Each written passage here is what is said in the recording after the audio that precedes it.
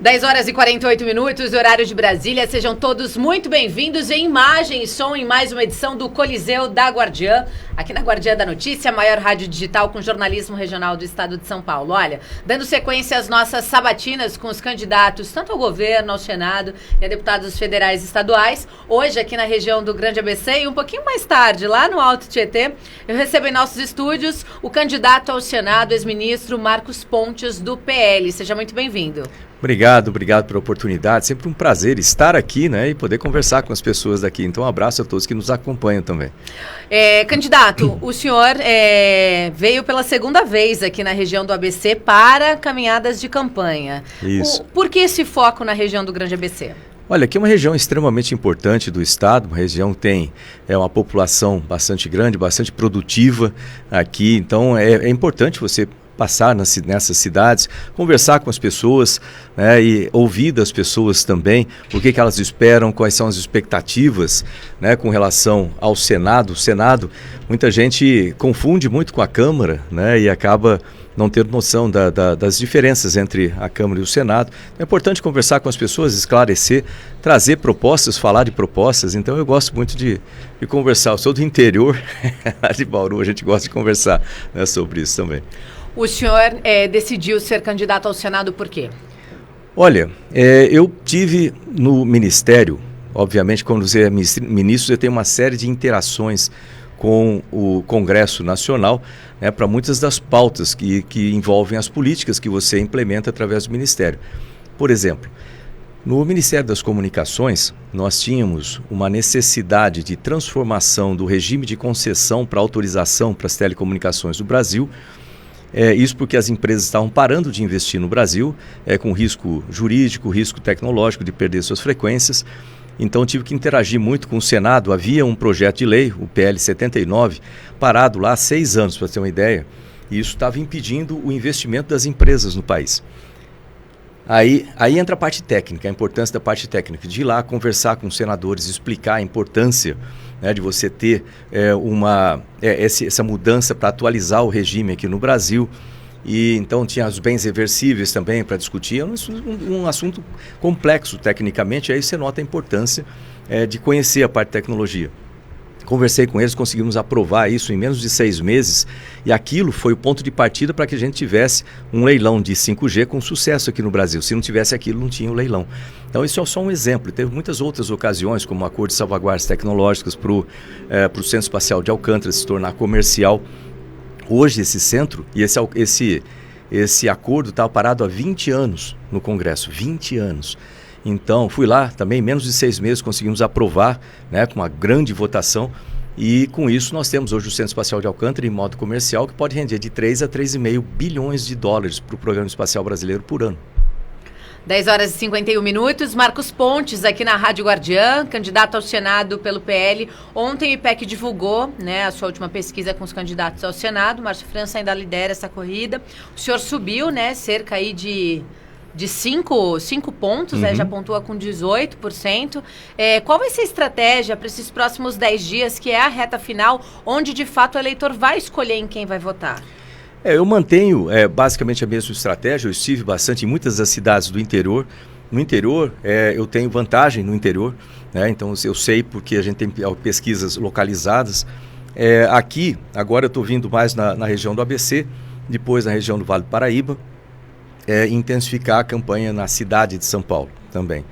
E com isso, eu tenho apresentado minhas propostas também para quem tem um Instagram, entrar lá em @astropontes no Instagram. Todo dia de manhã eu apresento propostas. Hoje eu falei sobre saúde, já falei sobre segurança pública, sobre educação, né, sobre reforma tributária, vem aí reforma administrativa, eu vou falar também ali.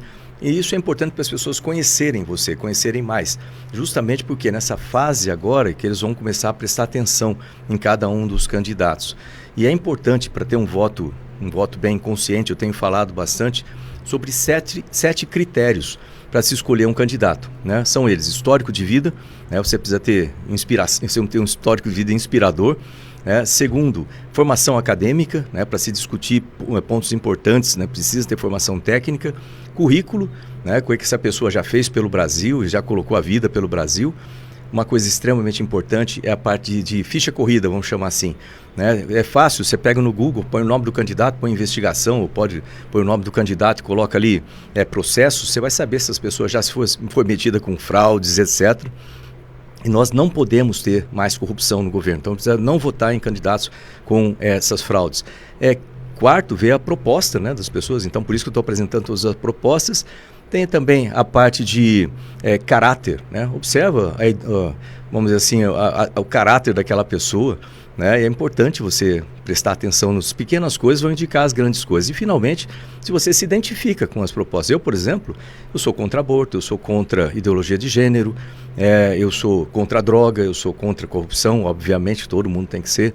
Eu sou a favor de liberdade, então eu expresso muito bem essas características, né? E para a pessoa olhar e falar assim, não, eu me identifico com esse candidato, assim que eu acho que tem que funcionar sempre a política. E o que falta, então, nesses próximos dias, para que de fato o senhor seja escolhido e que fique mais conhecido, né? Para que o senhor chegue a alcançar aí o primeiro lugar nas pesquisas? Eu acho que a gente já está ultrapassando em muitos dos lugares aqui do estado, né? Então eu vou concentrar agora nessas outras regiões aqui mais próximas da cidade de São Paulo.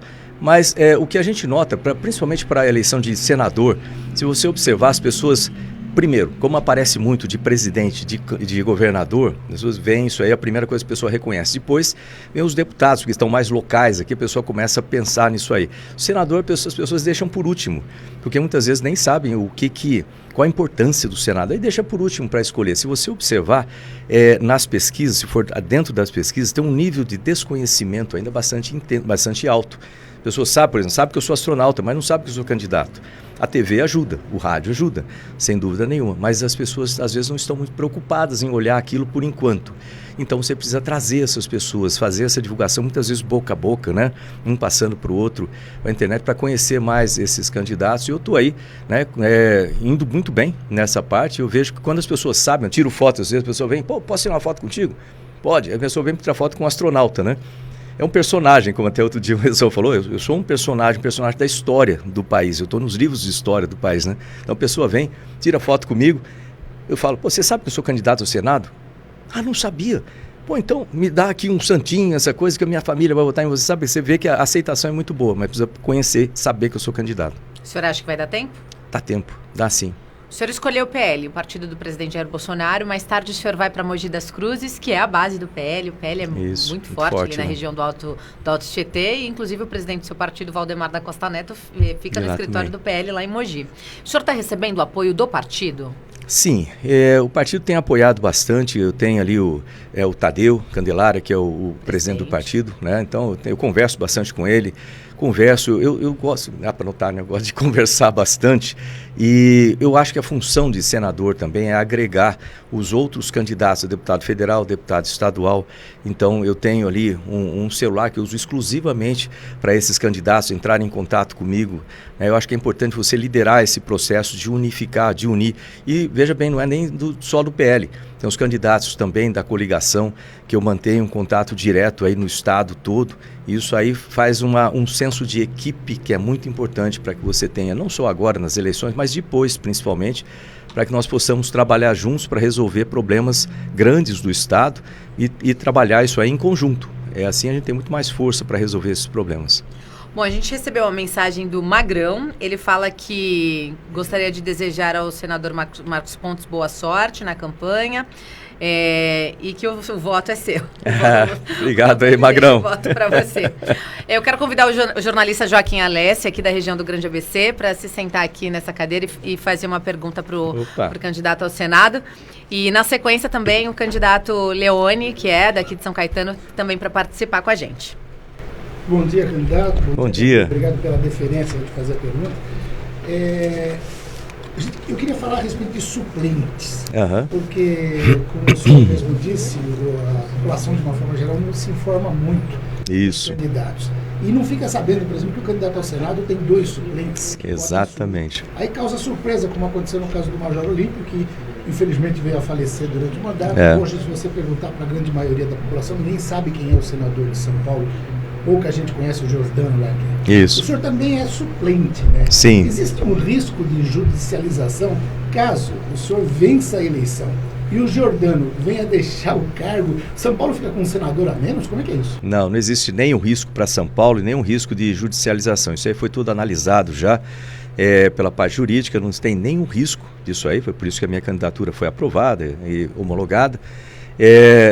O que aconteceria se eu não fosse candidato é que o Giordano ia prosseguir lá durante 4 anos e eu, num cargo de expectativa, que é o cargo de suplência, ficar fora durante 4 anos, e São Paulo ia perder a oportunidade de ter um astronauta extremamente preparado para ser senador lá por São Paulo. Então, para isso não acontecer, então eu me coloquei como candidato para ser eleito aqui como senador. O Giordano, eu conversei com ele, falei, você tem alguma ideia, você tem alguma expectativa de abandonar? Não, de jeito nenhum, vou ficar até o final. Você pretende morrer nesses anos? Não, então... a probabilidade disso aí é infinitamente pequena, seja não existe nada, então vai prosseguir normalmente. Tá ótimo. 10 horas e 59 minutos. Obrigada, Joaquim. Olha, venha sempre aqui participar conosco. Quero convidar o candidato a deputado federal, Leone, São Caetano do Sul, ele que está no PSD. PSD, isso. Para participar aqui com a gente também, fazer uma pergunta para o Marcos Pontes. Bom dia, Gabi. Bom dia, astronauta. Na sua passagem no Ministério nós temos grandes avanços, né? Poderia citar qual seria, se existe diante de tantos, algum avanço que foi feito, algum trabalho realizado que o senhor acha importante passar para os ouvintes? Olha, tem muitos. Muitas vezes as pessoas veem a ciência, tecnologia e inovações como algo assim meio etéreo, que fica no laboratório, fica pensando muito no futuro e não está presente no dia a dia. Muito pelo contrário, a gente está no dia a dia. Tivemos avanços enormes em 3 anos e 3 meses que eu estive ali, não só na parte de ciência, tecnologia e inovações, mas também em comunicações, e nós avançamos décadas, né? Por exemplo, vou dar um exemplo aqui interessante com relação a vacinas. A gente sofreu muito durante a pandemia, o Ministério... Nós tivemos uma redução de orçamento, mas isso foi porque o governo federal colocou 355 bilhões de auxílio emergencial para salvar as pessoas. Então, os ministérios, todos nós tivemos que nos ajustar, mas nós recebemos 1 bilhão a mais também no Ministério para trabalhar com isso. E com esse recurso, nós desenvolvemos no Brasil uma coisa inédita que nunca aconteceu na história do país. O Brasil hoje... ele é independente no desenvolvimento de vacinas, não é produção. Produção a gente já produz com tecnologia de fora, tipo AstraZeneca, tecnologia europeia, mas é desenvolvimento de vacina. Então o Brasil hoje ele é independente nisso, a gente pode desenvolver vacinas e vender para o planeta, né? Ou entregar para algum país se a gente quiser, mandar. Isso gera nota fiscal, gera empregos no país e é uma proteção estratégica do país. Hoje nós estamos, nesse momento agora, desenvolvendo vacina de varíola de macaco, com tecnologia nacional. Temos uma vacina de RNA de 3ª geração, mais avançada que as existentes, aí, como Pfizer, etc., desenvolvida aqui no Brasil, que já está em teste em fase clínica 2 e vai ser utilizada também para dengue, zika, chikungunya. Pensa nisso. Isso é soberania para o país. Então, eu sempre gosto de destacar, né, porque isso aí o Brasil estava muito atrasado. Aliás, mais de 200 anos atrasado. A primeira vacina do planeta foi em 1796, né? Esse foi seu legado? Esse é um deles, né? Nós temos um laboratório de nível de biossegurança 4 em construção em Campinas. Vai ficar pronto em 2024, que vai ser o primeiro da América Latina. E biossegurança significa tratar, por exemplo, com vírus de alta letalidade, como ebola, etc. Ninguém sabe como vai ser a próxima pandemia. Então, eu criei um programa escudo no Ministério, isso faz parte desse programa. E isso aí, um laboratório dessa natureza, é o único da América Latina e o primeiro do mundo conectado a um acelerador de partículas, que vai acelerar o desenvolvimento de remédios e vacinas de uma forma estupenda no Brasil. Então tem cientistas de fora que querem trabalhar conosco aqui agora. Caso o senhor seja eleito, então o senhor vai trabalhar em parceria com o Congresso? Sem dúvida, sem dúvida. Olha só, um senador tem uma importância gigante, são só 3 senadores, né, por estado. Esse ano a eleição é só de 1, às vezes o pessoal pergunta, vai ter 2? Não, é só de 1, então é importantíssimo isso aí. E o senador ele defende os interesses do Estado, mas também os interesses da população em conjunção com os nossos deputados federais, estaduais. E a minha vida toda eu trabalhei com projetos, né, gerenciamento de projetos, etc., nacionais e internacionais. Então eu consigo trazer, pela minha credibilidade no exterior também, trazer empresas e empregos para cá, para São Paulo. Eu tenho toda essa facilidade e também de fazer projetos que possam resolver de vez, né, e não fazer só salto de galinha, resolver de vez problemas sérios na saúde, na educação, na segurança pública, e para isso a gente precisa trabalhar em conjunção com os nossos deputados federais, estaduais, prefeitos também e o governo do estado. 11h03, Marcos Pontes, candidato ao Senado Federal pelo PL, aqui pelo estado de São Paulo. Para a gente fechar, candidato, sei que o senhor tem uma agenda vasta hoje ainda aqui pela região do Grande ABC. O senhor fala bastante sobre educação nos seus discursos. Nós aqui na Guardiã, a gente valoriza muito o jovem, o menor aprendiz. Excelente. E tem se falado muito, principalmente os candidatos, nos planos de governo dos candidatos, né, ao governo do estado de São Paulo, tem falado da fusão do ensino médio com o ensino técnico, para trazer, então, para o jovem já sair do ensino médio com uma profissão. O senhor, como senador, quais são suas propostas para a educação do jovem? Essa é uma delas, em trabalhar em conjunção. Veja bem, isso aí eu posso falar de cadeira, vamos dizer assim, porque eu nasci na periferia, eu cresci na periferia. Eu saí da periferia graças a um curso do Senai, que me deu a oportunidade de ser um menor aprendiz dentro da rede ferroviária federal. Quando eu tinha 14 anos, comecei a trabalhar ali. Aquilo mudou a minha vida. Eu garanto para você que se nós colocarmos à disposição de todos os jovens do ensino médio do estado de São Paulo, tem 1.600.000 deles. E é possível fazer isso. Eu tenho o plano completo, que eu já estava fazendo esse plano no Ministério de Ciência e Tecnologia, agora eu trago aqui para São Paulo, que eu ia implementar isso em Santa Catarina. Então eu vou trazer para São Paulo isso. É possível colocar curso técnico para todos os jovens do ensino médio. Com isso você tira esses jovens do alcance do crime, vamos dizer assim, do alcance do risco social. Você traz para dentro da escola, você dá curso, você dá autoestima, autoconfiança, você tem um pequeno salário, você já trabalha com o equipamento das empresas daquele local, as empresas já têm mão de obra especializada ali para eles usarem, você já tem emprego, você já sabe para onde você vai quando você for para a universidade, se você quiser. A gente tem que valorizar e, diga-se de passagem, eu sou embaixador mundial do ensino profissionalizante. Pouca gente sabe disso aqui no Brasil, mas eu tenho esse reconhecimento no exterior, eu trabalho no exterior com isso, e eu vou trazer todas essas técnicas que nós temos em países como Alemanha, Suíça, Coreia do Sul, Japão, né, para dentro daqui do nosso estado de São Paulo. O estado de São Paulo tem que liderar, simplesmente assim, é o estado que é a locomotiva do país, e nós primeiro criamos aqui e depois a gente passa isso para o restante do país. E por fim, sobre segurança pública. Aliás, o senhor daqui a pouco vai para um almoço com os amigos, né, da Associação dos Amigos da Polícia Militar. Quais são as suas propostas aí para ajudar, né? Porque a função do senador é diferente. Isso. Essas propostas, você vê que muitas vezes é ligado ao executivo, né? Mas o meu conhecimento da área executiva como ministro, né, e dentro da NASA, 20 anos na NASA, dentro da ONU, etc. Então isso acaba trazendo uma facilidade para que eu trabalhe na articulação como um senador que possa conectar todos os elementos, né, para um projeto funcionar e até acompanhar esse projeto para funcionar bem.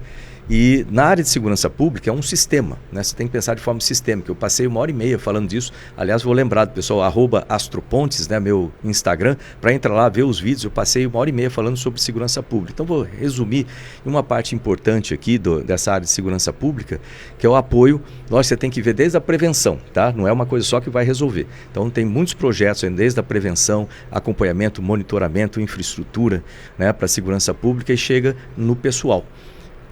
Nossa polícia está sendo massacrada, vamos dizer assim, ao longo de muitos anos no nosso estado. Os nossos policiais civis e militares. Na Polícia Civil falta 12.000 profissionais. Na Polícia Militar faltam 15.000 profissionais. Teve uma notícia que vai aumentar 10.000 ano que vem. Parabéns, porque isso é importante. Mas nós precisamos não só aumentar o efetivo, mas melhorar as condições de trabalho. O policial militar, por exemplo, ele não tem assistência médica adequada no interior e nem na capital. Ele não tem assistência psicológica, ele não tem assistência jurídica, ele trabalha com equipamento que não é eficiente, os carros de polícia não são blindados, não têm o equipamento adequado, eles trabalham com nível... Já tem alguns carros blindados, sim. Poucos. Eu quero fazer um carro especial para a polícia. Aí entra na tecnologia que é meu... Você entra num cruiser, por exemplo, na polícia de Houston, por exemplo, você vai ver a diferença entre um cruiser daquele e os nossos carros. Então, tem todo um equipamento de acompanhamento e etc.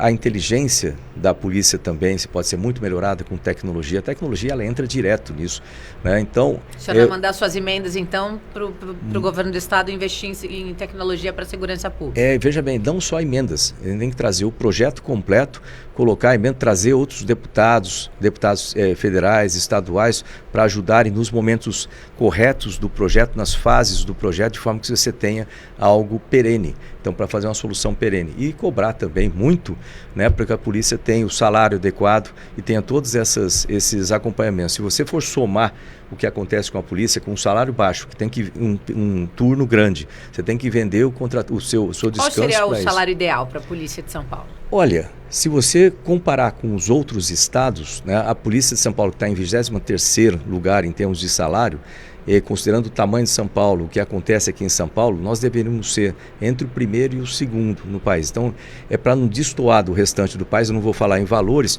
mas fazer uma comparativamente com o restante do país. A gente tem entre ou o primeiro ou o segundo em termos de vencimentos aqui no nosso Brasil.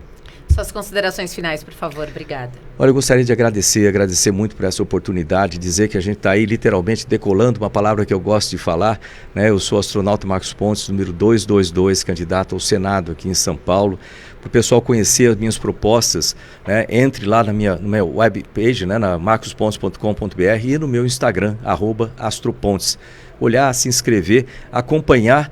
E para aqueles que já estão me apoiando, eu gostaria muito que vocês me ajudassem a divulgar, trazer aqueles indecisos, né? Não quebrar a direita, vir todo mundo aqui para a gente realmente vencer e vencer com uma diferença muito grande de votos, para não deixar dúvida. Obrigada, boa sorte, candidato. Obrigado. Obrigada a vocês que nos acompanharam. Olha, esse foi o candidato ao Senado, Marcos Pontes. Até o finalzinho da eleição, a gente vem recebendo os candidatos aqui, tanto ao governo, ao Senado, deputados federais, estaduais, sempre aqui na Rádio Guardiã. Para ouvir no seu carro é muito fácil, basta conectar no Bluetooth do seu celular. E a gente segue agora sim com a nossa programação até o meio-dia, o melhor do Flashback.